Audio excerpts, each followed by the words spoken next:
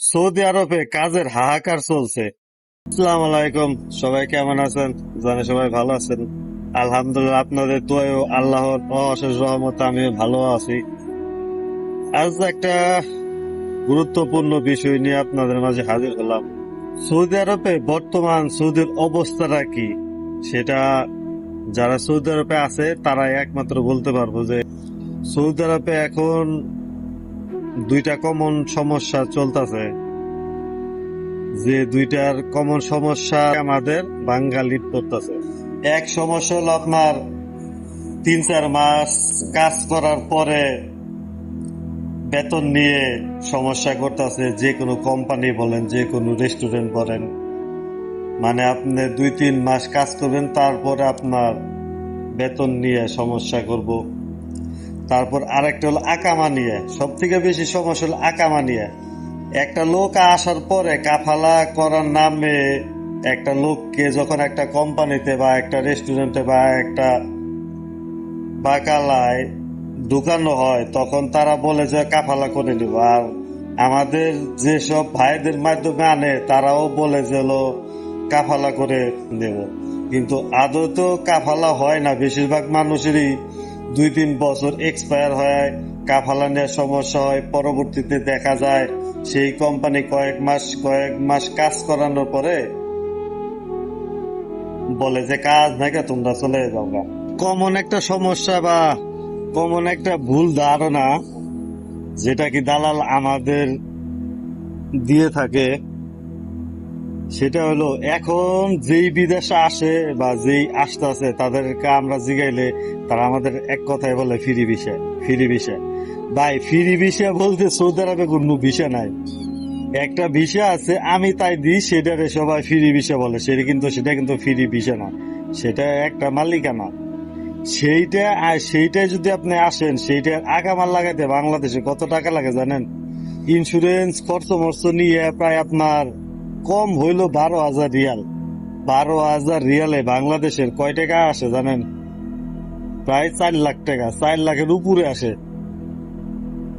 তাইলে ছোট একটা মুআসাসা মানে মানে ছোট মালিকের আন্ডারে যদি আপনি দেন, তাও আপনার হলো 10,000 রিয়াল লাগবে। 10,000-এ 3.5 লাখ টাকার মতো। তাহলে এত টাকা আপনি এক বছরের আকামার ভিতরে যদি আপনি বছরে যদি 3 লাখ টাকা ব্যয় করেন, আপনি কয় টাকা কামাইবেন? আপনি মনে করছেন যে আপনার জন্য সৌদি আরবে টাকার বস্তা রাখছে, আপনি আসলে আপনি এমনি টাকা কামাতে পারবেন না?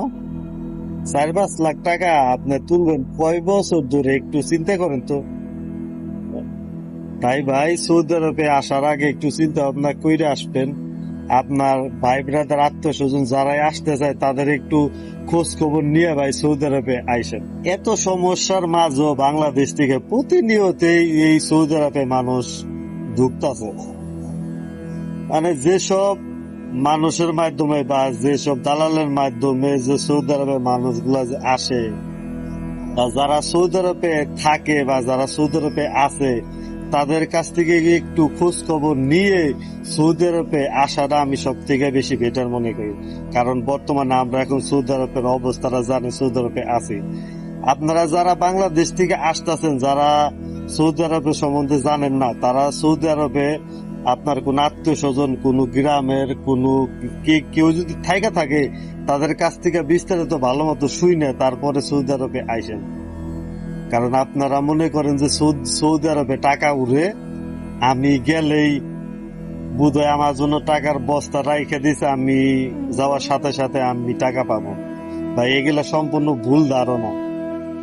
সৌদি আরবে এখন অনেকও মানে খানার জন্য কান্না করতেছে, কাজের জন্য কান্না করতেছে, প্রতিনিয়তে কাজের জন্য আপনার মানুষ হাহাকার করতেছে। বিশ্বাস করবেন কিনা জানি না, আমি যে রেস্টুরেন্টে ডিউটি করি, আমি সৌদি আরবে রিয়াদে থাকি।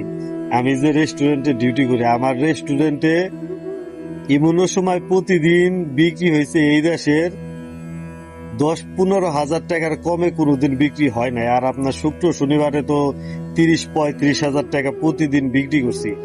সেই রেস্টুরেন্টে এখন বর্তমানে বিক্রি নামছে 5,000 টাকা, 6,000 টাকা, 10,000 টাকা।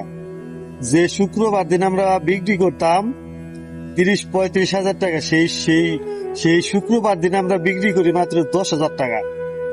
এইসব কথা যদি আমরা দেশের মানুষকে বলি, দেশের মানুষ বিশ্বাস করবে না। আমার রেস্টুরেন্টের এরিয়ায় আমার দেখা, আমার চোখের সামনে 3টে রেস্টুরেন্ট বন্ধ হয়ে গেছে, 3টে। সৌদি আরব থেকে কোনো ফ্যামিলিরে যদি সৌদি আরবে আসার কথা না করে কেউ, বা কোনো আত্মীয় স্বজন, কোনো ভাই ব্রাদার, কোনো এই যে এলাকার, মানে বাংলাদেশে যারা থাকে তারা মনে করে যে আমরা মিথ্যা কথা বলি, আমরা সত্যি কথা বলি না। তারা মনে করে যে টাকা আমরা একলাই কামাবো, টাকা আমরা তাদের কামাতে দেব না। এর জন্য আমরা বলি যে আপনারা সৌদি আরবে আইসেন না। হ্যাঁ, সৌদি আরবে আসেন, আসলে পরে বুঝতে পারবেন, আসলে পরে জানতে পারবেন যে বর্তমান সৌদি আরবের অবস্থাটা কি। তাই আমরা আপনাদের প্রতিনিয়ত সবসময় বলি, ভাই সৌদি আরবে আসার আগে আপনারা একটু চিন্তা ভাবনা করে আসেন, মানুষের কাছে শুনেন, মানুষের কাছ থেকে জানেন, তারপরে সৌদি আরবে আসেন। আপনারা আমাদের কথা না শুনে আপনারা আপনাদের ভাই, আপনাদের আত্মীয়, আপনাদের সন্তানদের আপনারা কোন বুঝে পাঠান? শুধু কি দালালের প্রলোভনে পইটা, দালালের কথা শুনে আসার পরে ওলা আপনারা পস্তান, কিন্তু মানে থাকার সময় আপনারা কি ওই পস্তান না, কারো কাছে শুনবেন না, কারো কাছে জানবেন না। যখন এনে আসবো তখন হলে আপনারা দালাল দিয়ে দোষারোপ করবেন যে কাজ দেয় না, হ্যান ত্যান, এই সেই। আপনারা এত কথা দালাল না কই আপনারা একটু খোঁজ খবর নিয়ে তারপরে সৌদি আরবে আসতে পারেন না, বা সৌদি আরবে আপনার সন্তানকে পাঠাতে পারেন না। তাই সবাই ভালো থাকবেন। আমার ভিডিওটা কেমন হয়েছে, আর আমার ভিডিওটা সবাই একটু শেয়ার করবেন, সবাই একটু সবাইকে জানিয়ে দিবেন যে বর্তমান সৌদি আরবের অবস্থাটা কি। আর আমার ভিডিওটা কেমন হয়েছে সবাই একটু বলবেন, আর আমাকে একটু সাপোর্ট করবেন। আমাকে সাপোর্ট করলে আরো ভালো ভালো, আরো সুন্দর সুন্দর ভিডিও দেওয়ার চেষ্টা করবো। আর আমার যদি ভয়েসে কোনো প্রবলেম হয়ে থাকে তাহলে সবাই একটু বলবেন, কারণ ভাই আমার এখনো কোনো কিছু কেনার সামর্থ্য হয় নাই, বা এখন পর্যন্ত কোনো কিছু আমি কিনি নেই দেখে আমার ভয়েসটা ক্লিয়ার না, আমার ভিডিওটা ক্লিয়ার না। তাই আমাকে সাপোর্ট করলে আপনাদের ভালো ভালো কিছু দেওয়ার চেষ্টা করবো, আর আমার সবকিছু আমি পরিবর্তন করার চেষ্টা করবো। তাই সবাই ভালো থাকবেন, আল্লাহ হাফেজ।